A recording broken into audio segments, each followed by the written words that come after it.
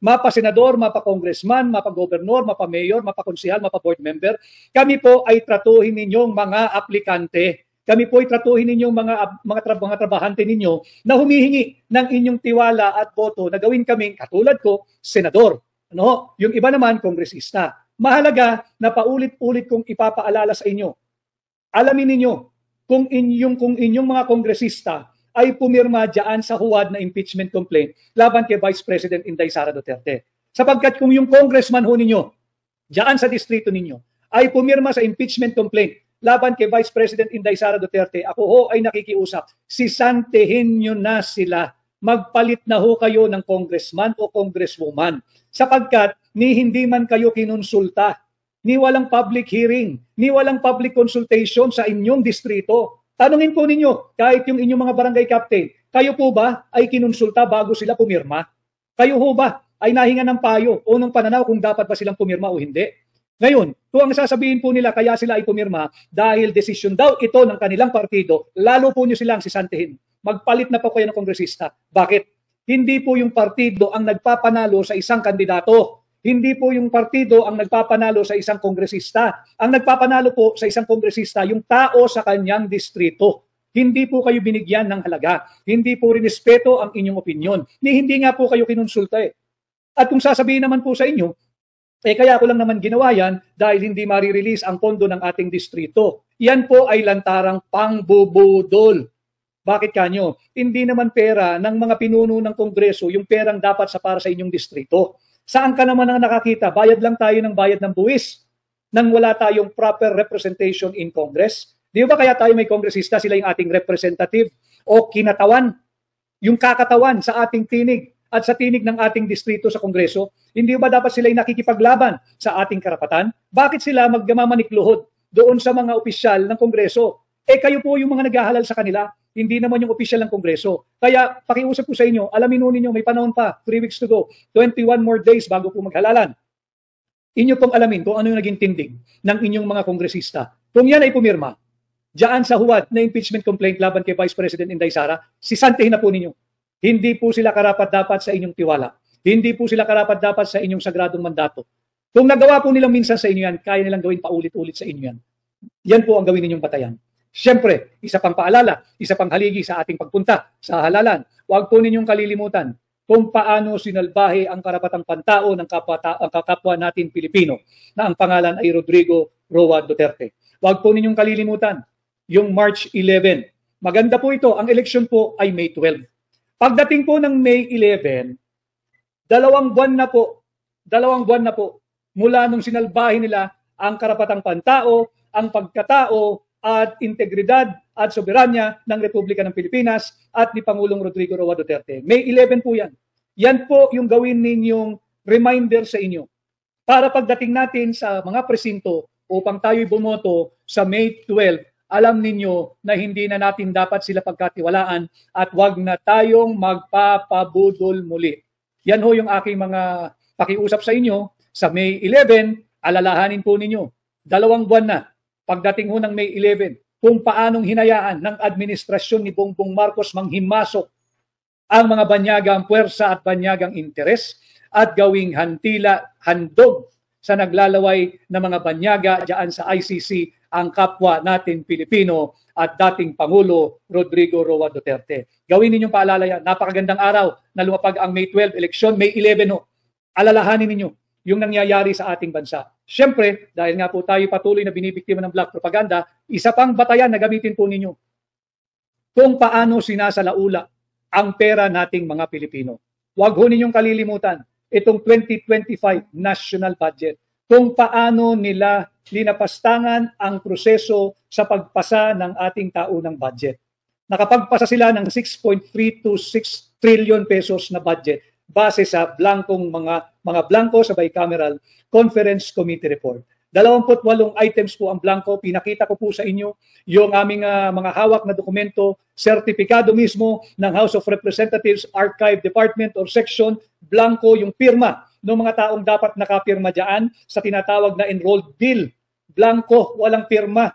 Wala hong pirma, walang pirma yung Senate President, walang pirma yung Secretary ng Senado, walang pirma yung Speaker of the House, walang pirma yung Secretary General ng House. Ito raw po yung isa sa mga kadahilanan ba't tayo ay patuloy na nabibiktima ng black propaganda at patuloy pang bibiktimahin ng black propaganda. Ang paulit-ulit kong sinasabi, nung ginagawa nyo yan, hindi kami kasali. Hindi kasali ang sambayan ng Pilipino. Nung nahuli kayo, abay kayo pagalit. Patangi-tangi talaga ang karakter ninyo. Sinalaula ninyo yung proseso, sinalaula ninyo yung saligang batas, sinasalaula ninyo yung pera naming mga Pilipino, at pagka kayo'y nahuli, kayo pagalit. At sasabihin, we are destabilizing the government. Saan ka nakakita ng destabilizer? Uulit-ulitin ko. Paano naging destabilization yung pagsasampa ng kaso sa Korte Suprema?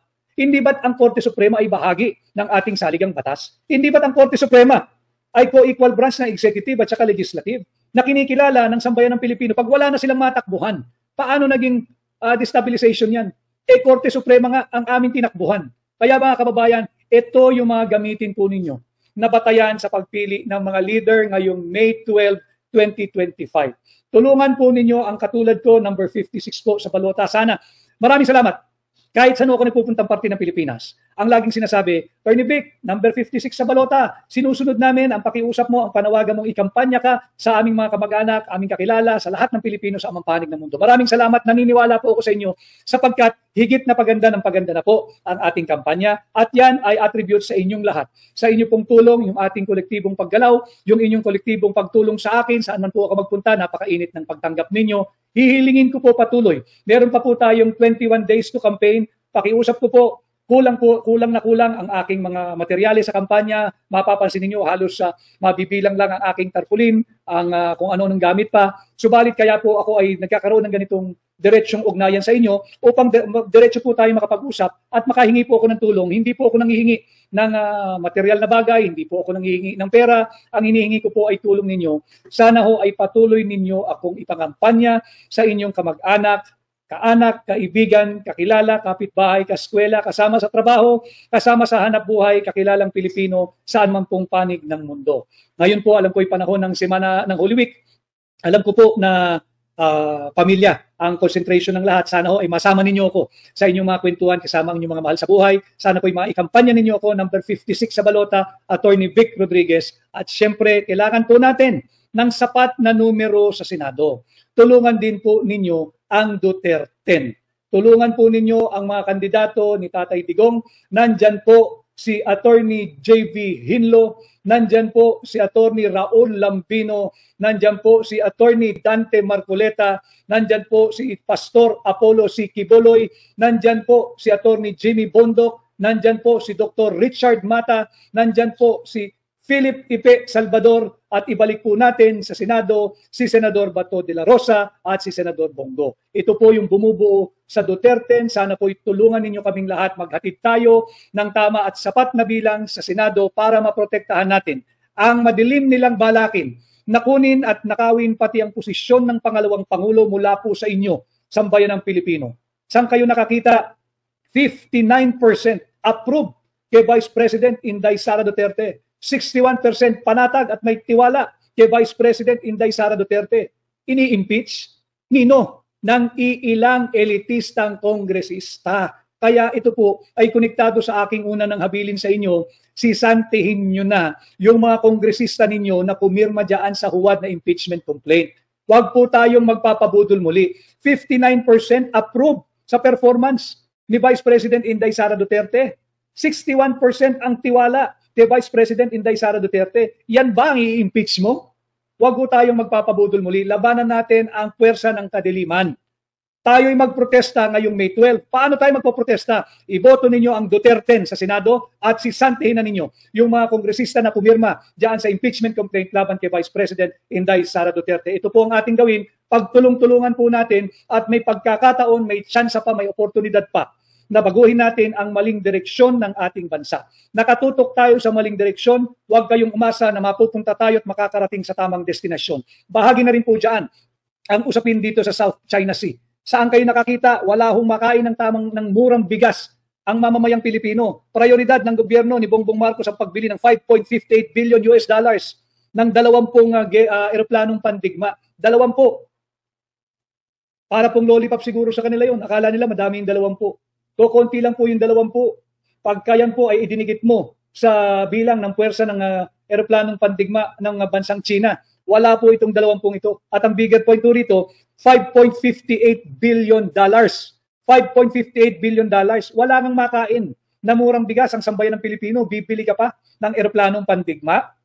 Bibili ka pa ng eroplanong pandigma, maintain nyo pa ho yan. Ite-train nyo pa po yung piloto niyan. Kagasolinahan mo pa yan, lalagyan mo pa yan ng mga bomba, lalagyan mo pa yan ng mga bala at kung ano-ano pa. Imbis na gastusin yung pera ng Pilipino doon sa patungo sa gerang nakakapagbigay buhay, kagaya ng gera laban sa kagutuman, gera laban sa kahirapan, gera sa kriminalidad, gera sa droga. Yan ang dapat nating ginagastusan, hindi yung gamit pandigma. At ang solusyon po nila, dahil wala tayong pera, iuutang daw po ng Pilipinas. Utang na naman, lubog na po tayo sa utang. Kung mangungutang man tayo, something that will benefit the ordinary people, yung mga mahihirap. Sana man lang makakapaglagay ito ng pagkain sa kanilang hapagkainan. Makakain nyo ho ba ang bala? Makakasakay ho ba kayo diyan sa eroplanong yan? Halimbawa, pupunta po kayong Maynila, papunta kayo ng Visayas. Halimbawa, pupunta kayo ng Cebu at may kalamidad. Pwede ba kayong isakay dyan sa napakamahal na ginagamit na yan? Hindi ho yan ang tugon sa kahirapan ng mga Pilipino. At marahil dito sila galit na galit sa akin na aking napapasimple yung mga usaping panlipunang mahalaga, kaya tayo patuloy na binablock propaganda. Subalit, ang sagot ko po sa mga nagbablock propaganda ganito: ang diretsyong pakikipag-ugnayan sa sambayan ng Pilipino. Aking pong advokasya, sinisikap ko po na iangat patuloy ang antas ng diskursong pampubliko kagaya po ng ginagawa natin, sapagkat ako'y naniniwala na kapag naiangat po natin ang antas ng inyong kaalaman tungkol sa mga mahalagang usaping panlipunan, hindi na po tayo mabubudol muli. Kaya yan po ay parte ng aking advokasya, parte ng advokasya ng hakbang ng maisog.